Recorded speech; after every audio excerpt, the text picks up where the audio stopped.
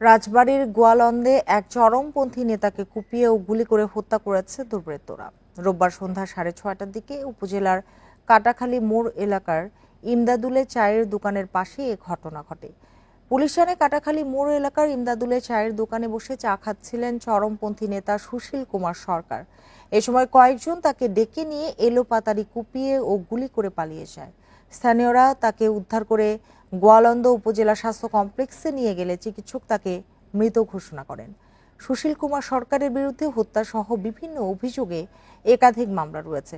কী কারণে এই হত্যাকাণ্ড বিষয়টি খতিয়ে দেখা হচ্ছে।